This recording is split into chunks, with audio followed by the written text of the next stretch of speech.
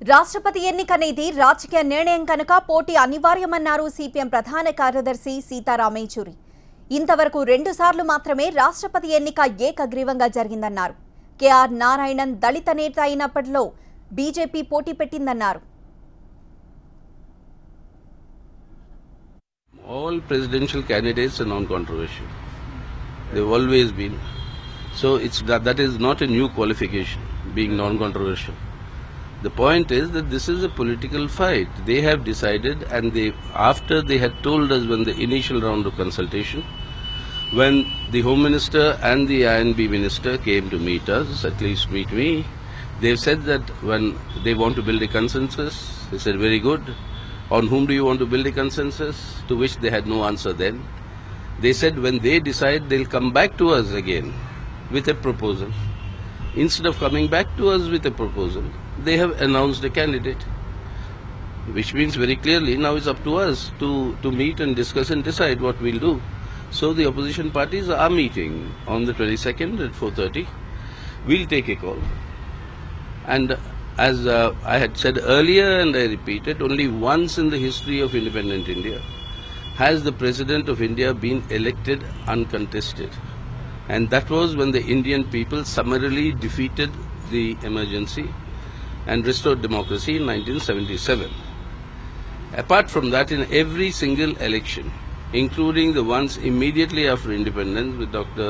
Rajendra Prasad, all of these elections there was a contest.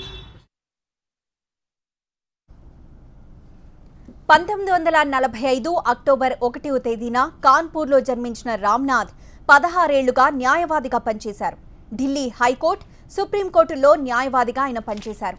1991లో Ramnath Kovind బీజేపీలో చేరారు. 1994లో UP నుంచి రాజ్యసభకు వెళ్లారు. బీజేపీ దళిత మోర్చా వింగ్ అధ్యక్షుడిగా పనిచేశారు. బీజేపీ పార్టీ జాతీయ అధికార ప్రతినిధిగా కూడా పనిచేశారు. 1994లో తొలిసారి రాజ్యసభకు ఎన్నికయ్యారు. 2000 సంవత్సరంలో రెండోసారి రాజ్యసభకు ఎన్నికయ్యారు. 1998 నుంచి 2002 వరకు బీజేపీ దళిత మోర్చా అధ్యక్షుడిగా పనిచేశారు.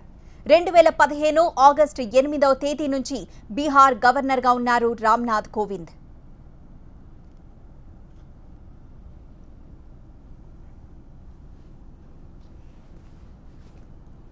రాష్ట్రపతి అభ్యర్థిగా రామ్నాథ్ కోవింద్కు మద్దతివ్వాలని అన్ని రాష్ట్రాల సీఎంలను కోరారు ప్రధాని మోదీ.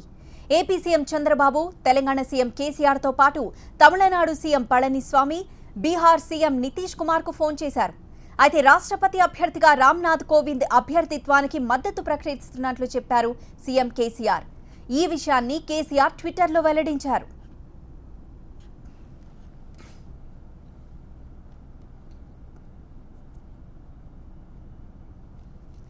రామ్నాథ్ కోవింద్ అభ్యర్థిత్వంపై ప్రతిపక్ష నేతలతోనూ మాట్లాడారు ప్రధాని మోదీ.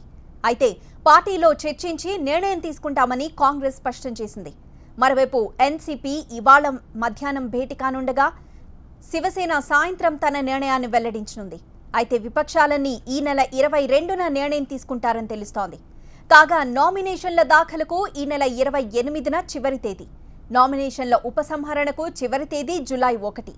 వచ్చే నెల 17న రాష్ట్రపతి ఎన్నిక నిర్వహిస్తారు. జూలై 20వ తేదీన ఫలితాలు వెల్లడిస్తారు.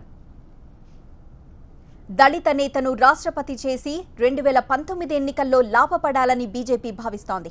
రాష్ట్రపతి ఎన్నిక ఏకగ్రీవం కావాలని ఆశిస్తున్నామని అమిత్ షా అన్నారు. దళిత నేతను ప్రెసిడెన్షియల్ క్యాండిడేట్గా బీజేపీ ప్రకటించడంతో ఇప్పుడు యూపీఏ వైఖరి ఆసక్తికరంగా మారింది. ప్రధాని నరేంద్ర మోదీ రామ్నాథ్ కోవింద్ అభ్యర్థిత్వంపై ట్వీట్లు చేశారు. రామ్నాథ్ కోవింద్ గౌరవప్రదమైన వృత్తిలో పనిచేశారని, పేద, బడుగు, బలహీన వర్గాల కోసం అవిశ్రాంతంగా పనిచేశారని ప్రశంసించారు. విపక్షాలు కూడా ఏకాభిప్రాయంతో సహకరిస్తే బాగుంటుందని ఆశించారు. రాష్ట్రపతి అయ్యేందుకు అన్ని అర్హతలు, సమర్థత రామ్నాథ్కు ఉన్నాయన్నారు మోదీ.